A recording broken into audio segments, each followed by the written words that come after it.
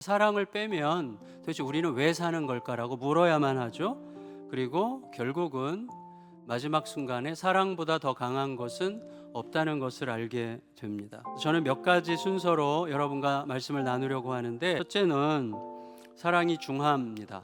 결국 우리가 늘 의도적으로 생각을 해야 되는데, 진짜 나를 실제로 움직여야 되는 힘이 뭔지를 생각해요. 삶에서 가장 중요한 거 사랑이라는 거 우리가 다 알고 있습니다. 우리가 안다고 생각하기 때문에 언제든지 마음만 먹으면 할 수 있을 거라고 착각해요. 그래서 이제 못하는 게 사랑이죠. 그러니까 이런 기회가 있을 때마다 구체적으로 변화된 행동을 시작하는 게 너무너무 중요합니다. 그럼 사랑을 어떻게 정의할 수 있냐? 이렇게 묻는다면 사랑만큼 힘든 단어가 없어요. 사랑을 뭐라고 딱히 정의하는 게 불가능합니다. 그 안에 뭐 미움도 있고 싫어하는 마음도 있고 애증도 있고 다 들어있는 게 이제 사랑인데, 땅에 존재하는 모든 좋은 것들을 다 합친 것보다 그 이상이죠. 그래서 어떤 걸로도 정의하기가 어려워요. 그래서 바울 선생님이 오늘 사랑은 뭐다라고 말하기보다 사랑이 없으면 이런 식으로 접근해요. 왜냐하면 우리가 알잖아요. 하나님께서 세상을 사랑으로 지으셨고 결국은 사랑으로 승리하셨고 사랑으로 영원토록 함께 살 것이기 때문에 사랑을 빼면 아무것도 아닌 거예요. 사랑은 이 땅에 있는 모든 것들이 비로소 그것이 되게 하는 것. 다시 말하면 사람을 사람 되게 하는 게 사랑이에요. 그런 이유 때문에 이제 바울 선생님이 사랑이 뭐냐라고 말하기보다도 사랑이 어떤 얼굴들을 가졌냐 이렇게 얘기해요. 어쨌거나 사랑의 얼굴이 뭐라고요? 오래 참는 거래요.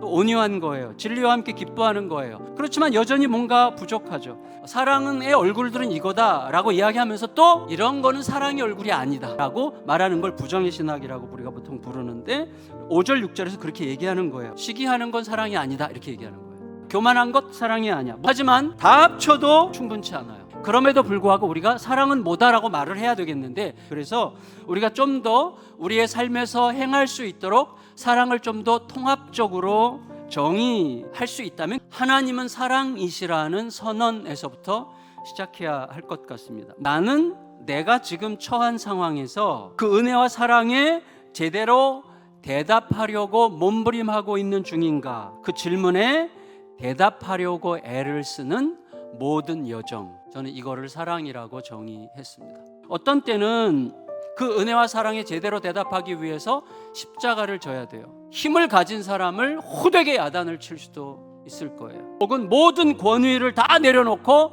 누군가의 발을 씻어줄 수도 있죠. 우리가 예수님 안에서 발견하는 그 모든 모습 하나하나가 전부 다 사랑이죠. 그러면 그 모든 여정에서 굉장히 다양한 방식의 태도들이 나오겠죠. 그러므로 하나님께서 나에게 어떻게 하셨는지를 제대로 기억하고 그 기억에 제대로 대답하기 위해서 생각하고 성찰하고 겸손하고 담대하게 행동하는 것, 그걸 사랑이라고 할 수가 있겠어요. 이렇게 우리가 하나님의 사랑으로 더 잘 사랑하기 위해서 꼭 기억해야 될 세 가지 구체적인 항목들이 있다고 생각이 돼요. 꼭 기억해야 될 게, 첫째는 이거예요. 하나님의 사랑의 본질을 제대로 기억하자.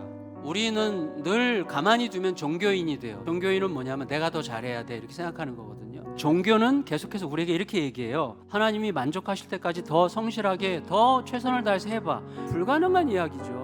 우리가 얼마나 많이 해야 하나님을 만족시키는 게 아니라, 우리는 하나님의 뜻대로 살고자 하고 하나님의 사랑대로 살고자 하기만 해도 하나님은 이미 너무 행복하셔서 너무 고맙다 그러신 분이죠. 두 번째로 기꺼이 내 죽음을 받아들이는 거예요. 사랑은 결국 죽음의 사건이에요. 그러니까 내 자존심이 죽든 습관이 죽든 욕심이 죽든 뭐가 죽어야만 사랑할 수가 있는 거예요. 그 죽음이 어마어마한 생명을 불러들이는 거예요. 때로는 우리들 영혼의 피를 탁하게 하는 그것들을 뽑아버려야만 전체가 맑아지고 나는 살아나게 되는 것입니다. 세 번째, 하나님의 사랑에는 반드시 공공성이 있어요. 사랑은 오래 참고 사랑은 온유하고, 근데 여러분 왜 오래 참죠? 함께 행복하려고 오래 참는 거죠. 왜 온유해야 되죠? 왜 자랑하지 말아야 됩니까? 왜 교만하지 말아야 됩니까? 함께 행복할 수 없기 때문이죠. 사랑은 전체가 다 매우 공적인 거예요. 그래야만 그게 사랑이에요. 하나님은 그 사랑을 잊지 말라고 자기 목숨을 걸고 우리를 사랑하셨고, 따라서 우리가 우리 자신으로 살려고 하면 그 주님의 사랑을 날마다 새롭게 기억해야만 합니다. 그 사랑을 잘 발견하고 확인하고 그 사랑 안에서 정말 복된 명절을 보내시는 우리 모두가 되시기를 예수님의 이름으로 축원합니다.